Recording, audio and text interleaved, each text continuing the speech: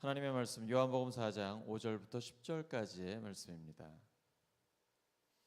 요한복음 4장 5절부터 10절까지의 말씀 다 함께 읽습니다. 시작.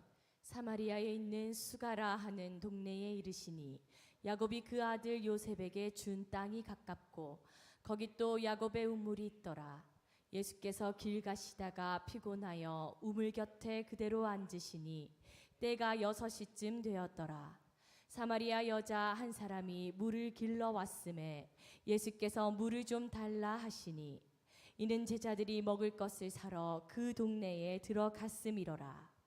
사마리아 여자가 이르되 당신은 유대인으로서 어찌하여 사마리아 여자인 나에게 물을 달라 하나이까 하니 이는 유대인이 사마리아인과 상종하지 아니함이로라. 예수께서 대답하여 이르시되 내가 만일 하나님의 선물과 또 내게 물 좀 달라 하는 이가 누구인 줄 알았더라면 내가 그에게 구하였을 것이요 그가 생수를 내게 주었으리라. 아멘. 요한복음 10번째 시간 하나님의 선물, 하나님의 선물이라는 제목으로 하나님의 말씀 전하겠습니다. 우리 교회에 하나님의 선물이 있습니다. 바로 SNS 찬양팀입니다. 어떻게 똑같은 찬양을 해도 SNS가 부르면 이렇게 다를 수가 있죠? 예수 십자가에 흘린 피로써 내가 늘 의지하는 예수, 내가 늘 하는 찬송인데 SNS가 하니까 너무 더 큰 은혜가 되는 거예요. 그래서 참 함께 찬양하면서 하나님이 우리에게 주신 정말 큰 선물이다, 그런 마음을 가지고 기쁨으로 이 자리에 섭니다. 제가 4층 목양실에서 말씀을 준비하다가 내려오는데요, 벌써 SNS 찬양하는 그 소리가 거기까지 다 울려요. 천지를 울립니다. 그게 제 심장을 막 뛰게 합니다. 하나님께서 찬양 가운데 임재하시거든요. 두셋이 내 이름으로 모인 곳에 나도 너희와 함께한다 라고 말씀하셨습니다. 우리가 함께 찬양할 때 하나님께서 이 자리에 임재하십니다. 하나님이 오시면 역사가 일어나죠. 지금 예수님께서 사마리아 여인을 우물가에서 만나게 됩니다. 유대인들, 예수님이 유대인이잖아요. 유대인들은 사마리아를 웬만하면 통과하지 않습니다. 일부러 빙 돌아서 갑니다. 사마리아는 북쪽에 있는데요, 아수르에게 침략을 당하면서 피가 섞였습니다. 혼혈. 그래서 어감이 안 좋잖아요. 그래서 이스라엘 백성들은 사마리아 사람을 유대인으로 인정하지 않았습니다. 개처럼 여겼습니다. 상종을 하지 않았어요. 그러니까 사마리아 여인이 유대인인 예수님께 첫 번째 드리는 말씀이, 유대인 남자인 당신이 사마리아인 여자인 나에게 어떻게 물을 달라고 하십니까? 남녀 간의 문제가 엄청나게 큰 거거든요. 유대교는 그 가운데 대자만 빼면 유교랑 굉장히 비슷하다고 생각하시면 돼요. 남녀 7세? 그러니까 특별히 남성 중심 사회였고, 여자는 죄송한 말씀이지만은 그때 당시에는 굉장히 큰 차별을 당했었습니다. 근데 예수님께서 이 여인을 보자마자 말을 먼저 이렇게 건네시는 거예요. 나에게 물을 좀 달라라고 하는 것이죠. 이 여인이 왜 이 땡볕에 여기를 나왔습니까? 정오에. 제가 이스라엘 가보니까 예루살렘에서 여리고로 걸어가는데요, 타는 듯한 그 더위가 저를 죽일 것 같았습니다. 나무 그늘이 있지 않으면, 제가 정말 큰 챙에 있는 이 모자를 한국에서 구입을 해가지고 갔거든요. 그거 없었으면 저 여기 이 자리에 못 섰을 수도 있습니다. 제 친구가 사마리아 바로 우측에 있는 요르단에서 선교사 생활을 오래 했거든요. 하루에 빨래를 6번을 할 수 있습니다. 햇빛이 그 정도로 강한 곳이에요. 아무도 나오지 않는 정오에 이 여인은 홀로 물을 뜨러 옵니다. 인간이 보기 싫은 거예요. 사생활이 너무 복잡합니다. 관계가 다 깨져 있습니다. 그런 그녀에게 예수님이 먼저 말을 건네주시는 거예요. 예수님과 대화를 하면 사람이 달라집니다. 내가 주는 물은 다시는 목마르지 않게 하는 물이다. 저한테 그 물 좀 주세요. 저 진짜 여기 물 들어오기 싫어요. 예수님과 그 말을 계속 주고받으면서 이 여인이 완전히 달라집니다. 사람들을 피해서 정오에 물 들어왔던 이 여인이 예수님이 나의 모든 삶을 알고 있고 예수님께 뭔가 특별한 게 있다는 걸 깨달은 다음에는 사람들을 찾아갑니다. 우리가 그렇게 기다렸던 그 사람이 여기에 나타났습니다. 동네 사람들이 이 여자 다 알고 있거든요. 근데 그 여자의 말을 듣고 예수님을 만나러 갑니다. 예수님 만나면 놀라운 변화가 일어납니다. 옆 사람 축복해 주시기 바랍니다. 예수님이 당신도 변화시킬 수 있습니다. 그럼요. 예수님이 저 같은 인간도 변화시키셨는데 당신을 변화시키지 못하겠습니까? 사마리아 여인도 변했잖아요. 예수님 만나면 변하지 않는 게 기적입니다. 제가 정말 가끔 이런 기적을 보기는 보는데 예수님 만나면 변하지 않을 사람 아무도 없습니다. 유대인들은 남유대에서 북갈릴리로 이렇게 갈 때에 일부러 삥 돌아서 간단 말이에요.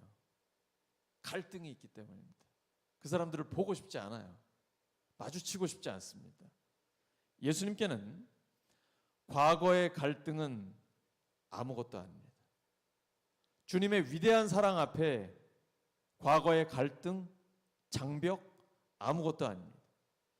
예수님의 십자가와 부활의 복음, 예수님의 복음 앞에서는 모든 장벽이 다 무너집니다.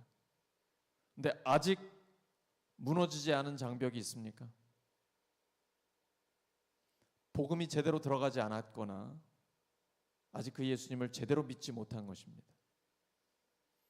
예수님의 죽으심과 부활의 복음은 모든 장벽을 허물어 버립니다. 이 사마리아 여인이 예수님을 만났을 때 사람들과 깨져 있던 그 관계가 회복되기 시작합니다. 사람을 만나러 가기 시작해요. 이 여인 6번을 결혼했고 지금 그 다음 남자 6번 결혼한 이 여인이 그 남자와 살고 있는데 어떤 만족이 있을까요? 삶의 만족? 정말 바람 잡는 것 같지 않을까요? 한 여자도 벅차거든요. 한 남자도 진짜 버겁지 않습니까? 이 여인은 뭔가를 타는 듯한 목마름이 그의 영혼에 있는 거예요. 해결이 안 돼요. 인간적으로는, 세상적으로는, 육체적으로는 도저히 해결이 안 돼요. 우리가 세상에서 부와 명예와 쾌락과 모든 것을 다 얻어본 사람이 마지막에 썼던 책이 전도서 아닙니까?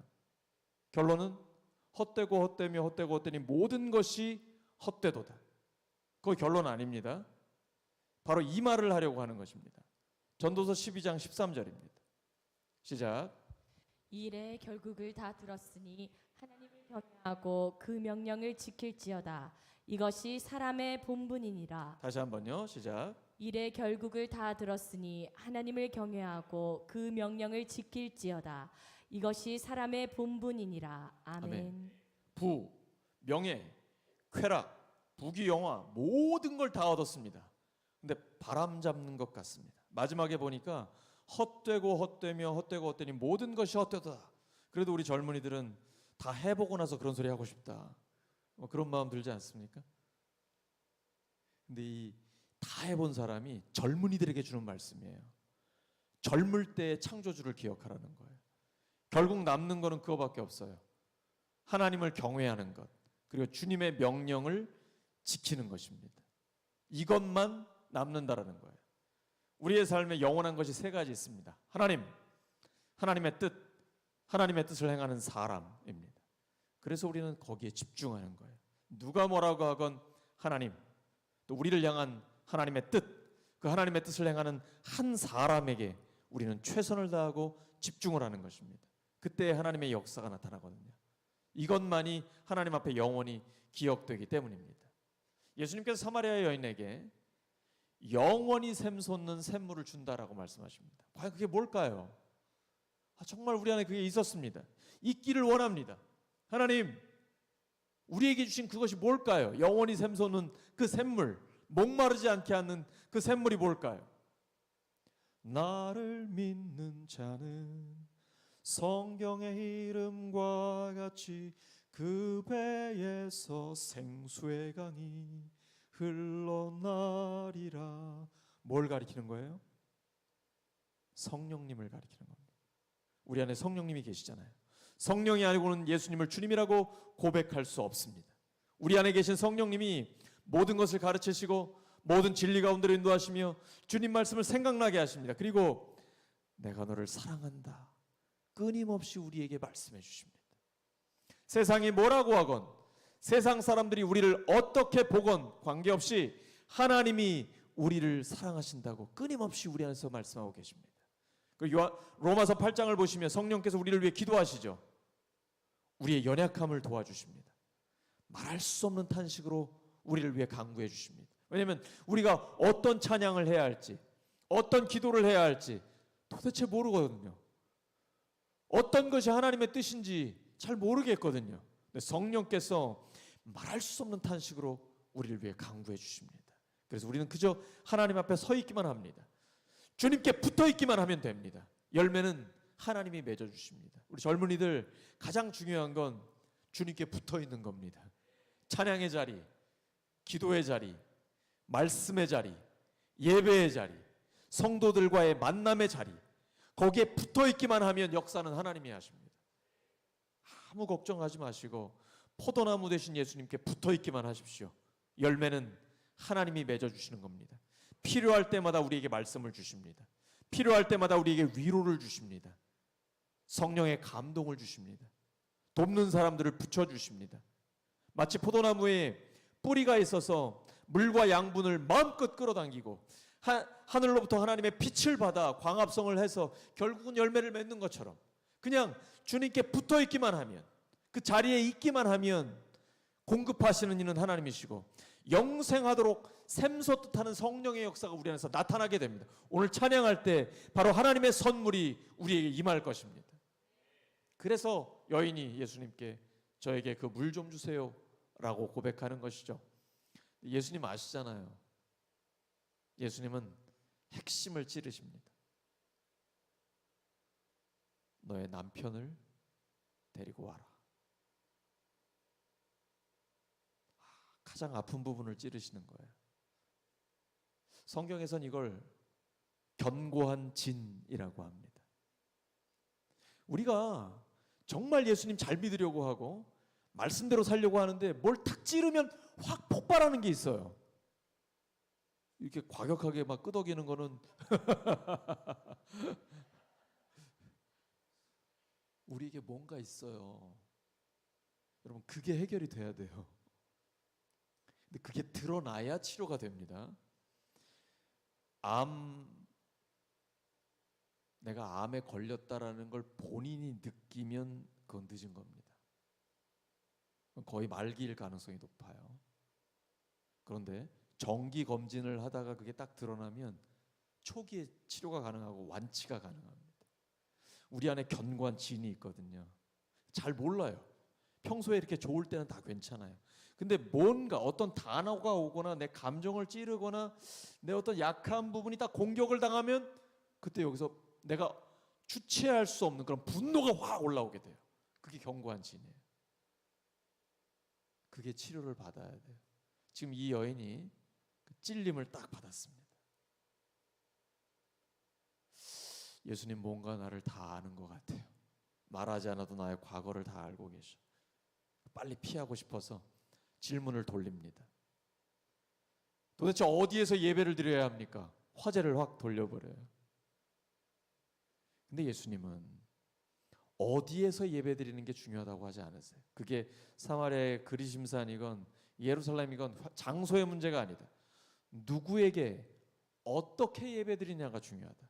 하나님은 영이시니 예배하는 자가 영과 진리로 예배할지니라. 그리고 남편이 없다고 거짓말한 그 여인에게 네가 누구를 속이냐? 이런 말씀 안 하십니다. 그럼 네 말이 맞아. 너 남편 없어. 누가 너의 진정한 남편이겠니? 예수님이 다 이해해 주십니다. 이게 어디서 거짓말이야? 이렇게 정죄를 했다 그러면 이 여인은 더 깊은 상처를 받았을지도 몰라요.